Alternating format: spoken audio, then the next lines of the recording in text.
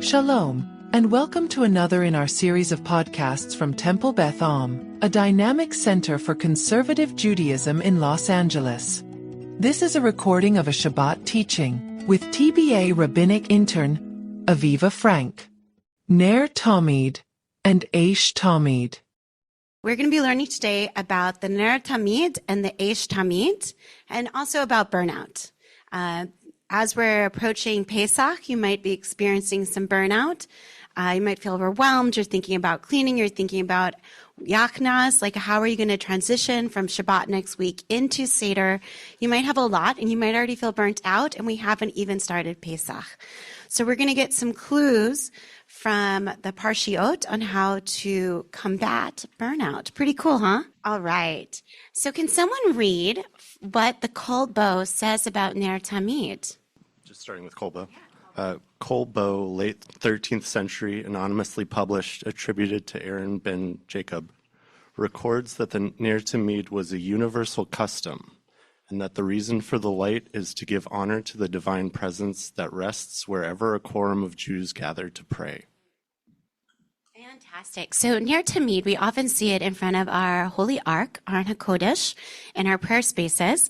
And it seems that by the 13th century, it was pretty standard, but we really don't have any records of it before then. So it's idea that we have now that we take for granted. We think it's going to be wherever we go to pray. But it seems that before the 13th century, it wasn't so common. And then all of a sudden, it became the in thing. Everyone wanted a Ner Tamid. And it's to show that there's a light from the divine presence wherever a quorum of Jews gather to pray. And that's reminiscent of the idea when we built the Mishkan, a place, the sanctuary for God to dwell, and the divine presence rested.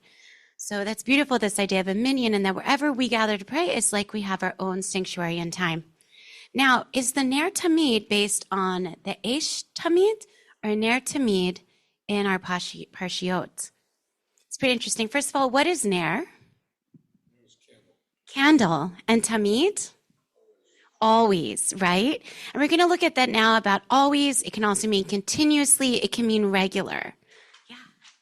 But notice the word here is very interesting. It's wherever, not whenever, because wherever means you have to keep sanctifying the place, even if 10 Jews are not there. Whenever is only when 10 Jews are there would you light the candle. So the Ner Tamid should, as it were, burn even when the Jews are not there. That is so beautiful and profound. Thank you. This idea that what does it mean to be always or continuous? And is it calling in the 10 Jews or is it because of the 10 Jews? It's like a lighthouse in a way, beckoning them to come in and holding that space of sanctification even when people are not there to have that download. So we're going to look at our first source in Leviticus 6 or Vayikra 6. And the fire on the altar shall be kept burning, not to go out. Every morning the priest shall feed wood to it, lay out the burnt, a scent offering on it, and turn it into smoke, the fat parts of the offering, of the peace offering of well-being. A perpetual fire shall be kept burning on the altar, not to go out. Similar to what you had just spoken, dear Rabbi, that the candle is there burning always, and it's being there as a divine continuous source that is happening. We also see there's something here that the priest is feeding it wood to keeping it going. So when the quorum is present, the minyan is present, it keeps it going, the physical light with the spiritual light. And so you can see the highlighted Aish Tamid in the Hebrew that shows there this perpetual or continuous or regular light. Does someone read the Rashi on Leviticus? Yeah. Thank you, Joey. The word Tamid is redundant, for without it, the sentence would imply that it must be continually burning, since it states that it must never go out, references which fire about the use of which the expression Tamid is used, vis-a-vis that by which the lamps of the menorah were kindled, with reference to which it is said, to light the lamps continually, this too should be ignited from the fire on the outer altar. Fantastic. So the Tamid would seem to be redundant or repetitive here. And so Rashi is linking it based on other sources that we have, that the Tamid is linked to the Ner Tamid or to the menorah. And so there's something that these two items are linked and joined, and that probably the fire The fire that we have from the Aish Tamid is used to ignite the Ner Tamid, which also is supposed to be continuously burning. But we'll see soon that it actually wasn't always continuously burning. It was actually built into a ceremony that it was actually had to be lit, a part of a very special ceremony that we'll talk about. So in source 3, you shall further instruct the Israelites to bring you clear oil of beaten olives for lighting for kindling lamps, regularly or continually. So that's just the reference of here we have about the Ner Tamid and linking them. Any questions? Any thoughts? Yeah. So when we think about the Ner Tamid, should we always think of oil lamps instead of wax candles? Ah, yes. Yeah, the menorah would originally be used with oil. And we get candles because when climates where it's too colder, the oil actually congeals and becomes a solid form. So in Israel during Hanukkah, it's very common to see Hanukkiyot that are all with oil. And also my Hanukkah that I have here in California, I buy oil to put in it. So it's a very good question. And so this leads, it's like you're a plant. A segue is, so you just like put new oil on top of the old oil and with the wick in there? Like what ends up happening if you just kept putting new oil into the oil that's already burnt down, that might have an used wick in it that gets dirty? Is that very fire safe? Does that seem like a way to have holiness connected to the menorah?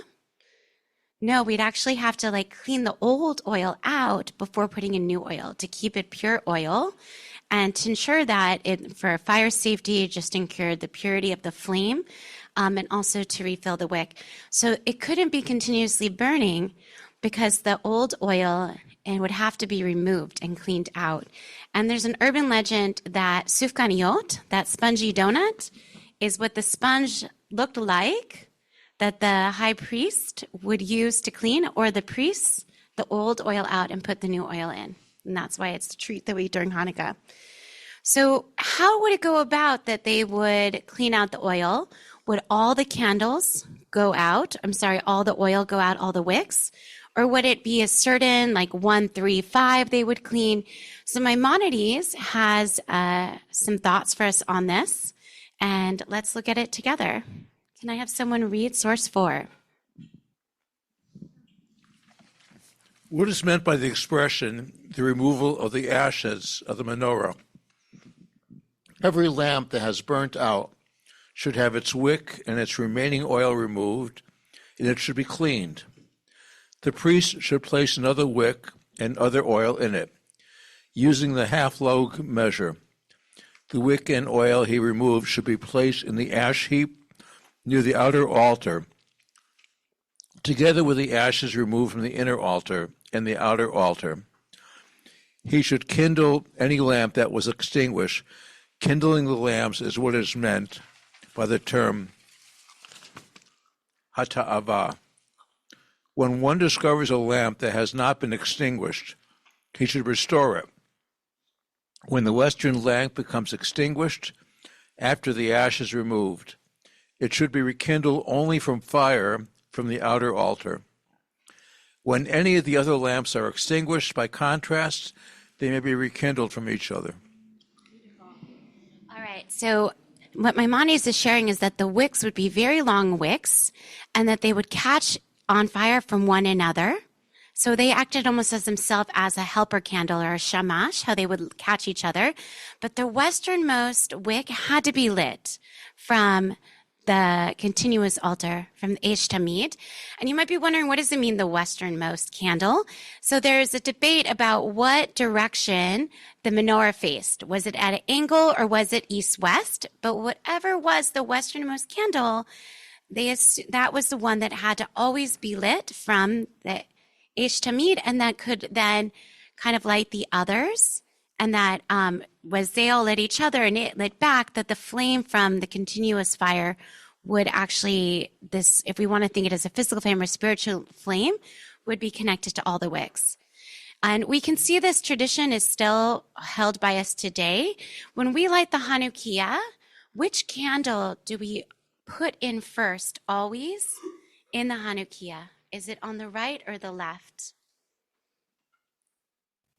The right. We always put the right candle in, right? Was that right? Yeah.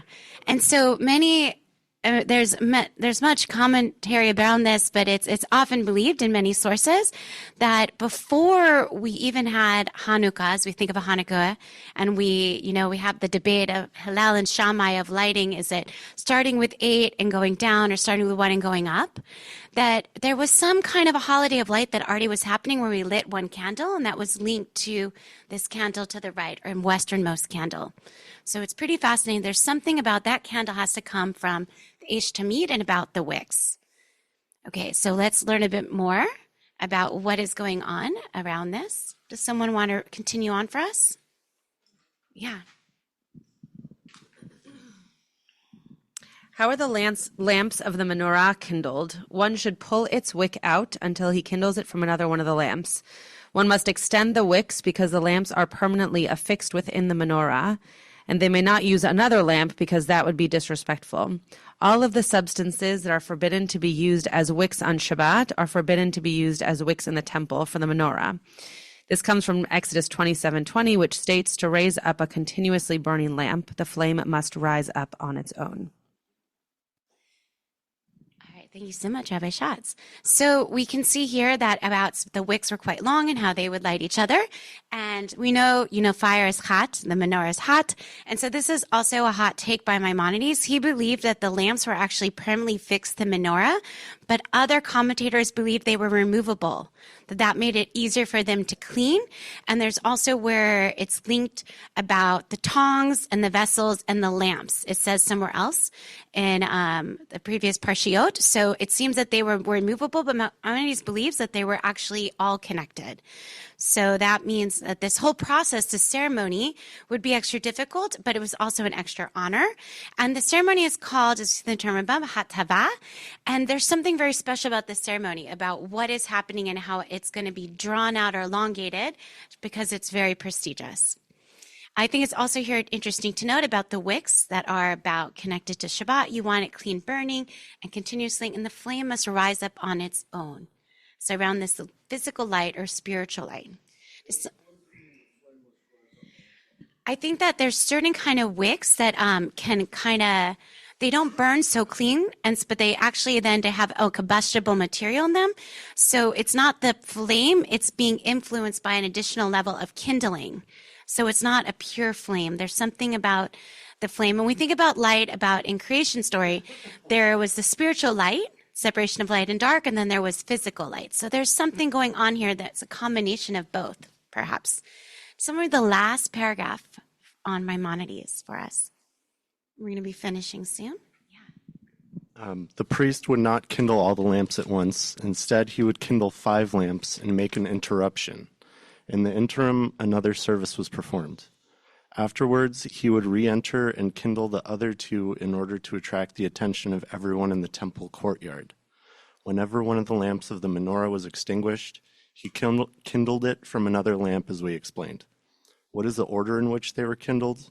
The priest who merited to remove the ashes of the menorah entered the sanctuary, carrying a vessel referred to as a kuz. It was made of gold and resembled a large pitcher. He would place the wicks that were extinguished and the oil that remained in the lamp in it.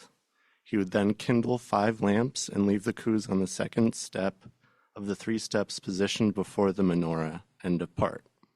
Afterwards, he would re-enter and kindle 2 lamps, take the kuz in his hand, prostrate himself, and depart.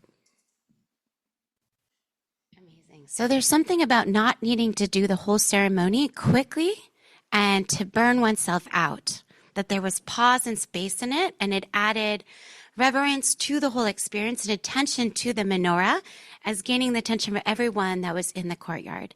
And I think this is just important as we moved into Pesach. We feel like this energy of spring, and we might want to move really quickly, and we might want to clean the house and do spring cleaning and get rid of chametz, and maybe not talk so nice to other people and ourselves because we're in a rush. But there's something beautiful about the ceremony of lighting the menorah, of pause and slowing down, and how we can even think about that as the search for chametz in our house, how we can do it slowly with intention. And what's really behind it? It's not just cleaning up physical chametz, but also cleaning out the metaphysical inside of us, anything that we need to clear out. So our internal and external spaces matched. As we've seen here with the match that lights the fire, that it's not just a physical, there's a spiritual light. And I think it's also just amazing to know that the menorah always wasn't continuously lit. There might be the one lamp or flame, but it wasn't that all had to be burning at once. It didn't have to burn itself out. And well, we might feel burnt out, that we always need to be on the go and always lit. But we have this Aish Tamid, which can be like the Ner Tamid that we have today, that can attract us and call us in and bring us to want to convene in a minyan. And about the Aish Tamid too, it would burn through the whole night, but it would burn low in the morning. And there also was a priest that would come and clear away the ashes, and it was seen as a sacred ceremony. Now you might be wondering, where do we get this idea that something should be continuously burning? And what does it mean it's continuously burning but shouldn't be burnt out? If we turn to the last source, source 5. Does someone want to read it for us? You might recognize this source. A messenger of God appeared to him in a blazing fire out of a bush. He gazed, and there was a brush all aflame, yet the bush was not consumed. Moses said, I must turn aside to look at this marvelous sight. Why doesn't the bush burn up? When God saw that he turned aside to look, God called to him out of the bush, Moses, Moses, he answered, here I am. Pretty cool, huh? The burning bush. The burned bush, but it wasn't consumed. It wasn't burned out. And we see that there's many stories around the burning bush. Had it been burning from like the dawn of time? Had it been burning for a year beforehand? Had others walked by and not realized it? But there was something that Moses was aware of everything around him, and also paused and took the time and turned to see that it was burning but wasn't consumed. It could have been other people saw a bush that was burning and was like, okay, whatever, it's burning, I won't get water to put it out. Maybe they didn't even notice it, but something that Moses slowed down and took the time to notice the mystery that it was burning but wasn't burnt out, that turning, and then God called to Moses. Once Moses paused, God could call out, and we just had for the Shabbat, Vayikra, and the whole book that we're in, and he called and God called out. So you should be also like listening for the call. Moses also was paying attention and also listening. And he responds, Haneni, here I am. And as we're moving into Pesach, I hope that we all can have our Haneni moments and know that the moments of Haneni are when we actually slow down and take time to look what's going on around us and listen for our call. You've been listening to another in our series of podcasts from Temple Beth Am, a dynamic center for conservative Judaism in Los Angeles. If you enjoy these podcasts, we invite you to write a review on the Apple Podcast website or wherever you get your podcasts. For more information on Temple Beth Am, Los Angeles, go to www.tbala.org.